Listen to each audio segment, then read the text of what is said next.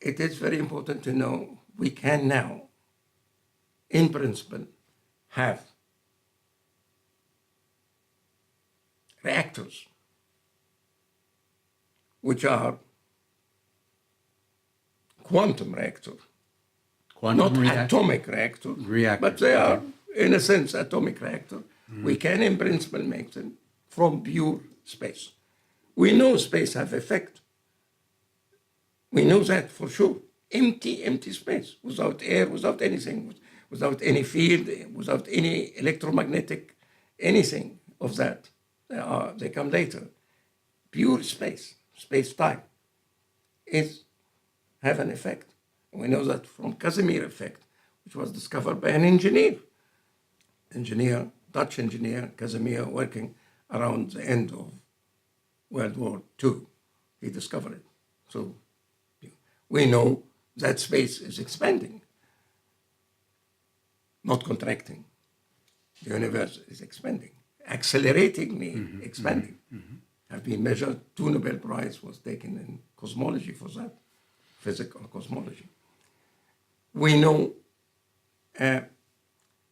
so many things which are astonishing, and they are all related to space. But why are we astonished?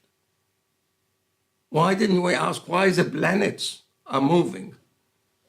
Nobody have put any fuel inside the planet to move. It's moving, and all this galaxy, and all that. And yet, they constitute only 4.5% of what should have been there. Wow. So where is the rest? Again. So the universe of light matter is 4.5% of what is the ultimate universe. Yeah. And it's amazing also because not only there is energy, part of it making the world expand, but there are even discrepancy about the gravitation. There is about 20% matter which is not visible. And people are always thinking where this comes from and trying to postulate new particles, axion, and so on, to explain this missing mass. Dark matter. Dark matter. So we have dark matter, and we're still dark energy, pure dark energy, and together we call it dark energy, loosely speaking. But dark energy is 2 parts, really. The dark section is 2 parts. Dark matter, which is gravitational, missing, but the effect is there. And pure dark energy, which is expansive. So, again, and this time really is not the Britishest of Egyptians. It was the Britishest of something else. There was a fantastic man.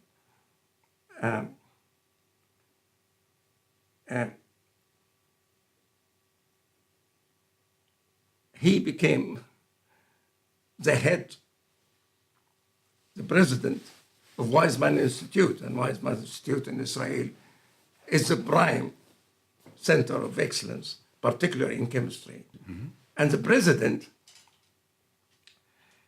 was a pure mathematician. And I think I asked some of my colleagues there, they say he was singularly ineffective. He was not very good. Actually, this not very good man was advisor for the Ministry of War, or Ministry of Defense of Israel. And he was very successful. His son actually died needlessly, like so many people who die needlessly, in a fight with Egypt in one of the war. Thanks God it's over, but he died needlessly there. And he had a theorem. This man had a theorem. Any manifold, we could mathematically, in a sophisticated way, say this is a manifold, constituting a bottle wine bottle.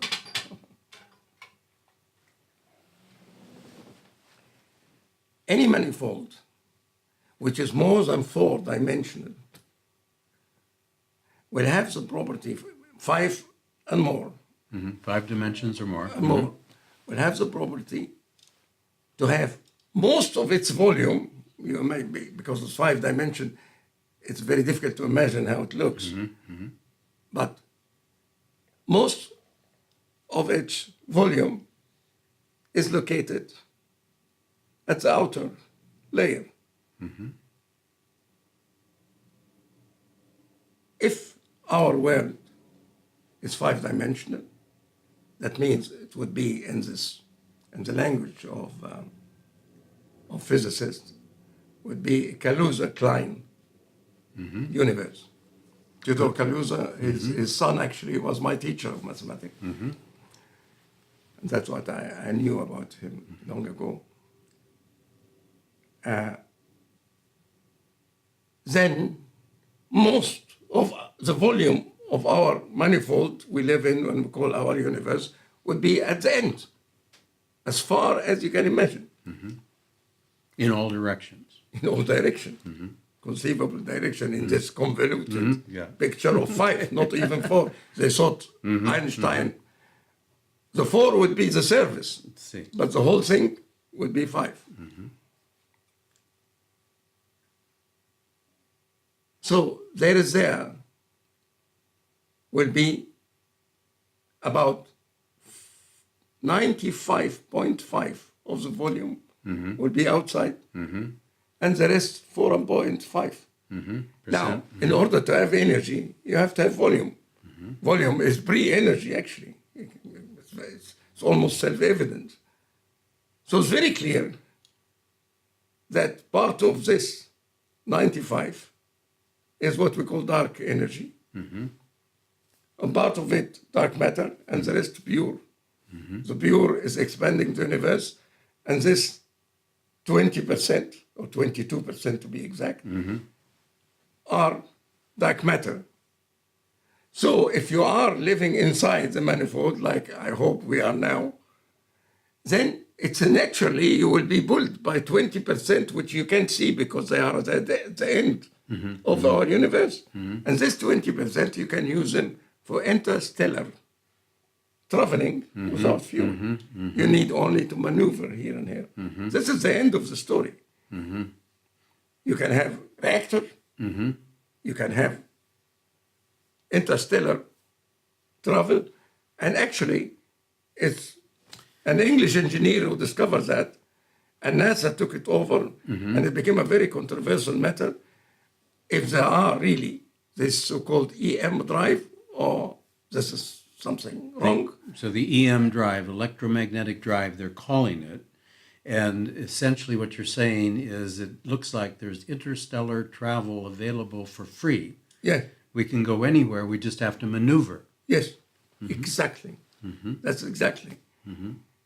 So that is the end of the story. We have so much, but we have to devote our effort and money and lifetime to these things, and not to waste it on struggling and nonsense.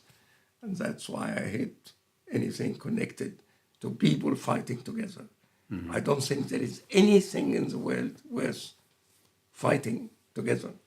And there's all benefit if we fight our ignorance and start to learn really this wonderful thing about the universe, where energy, which is leading to so many wars everywhere since many, many years, can be as cheap as costing nothing, except to sit and think about it.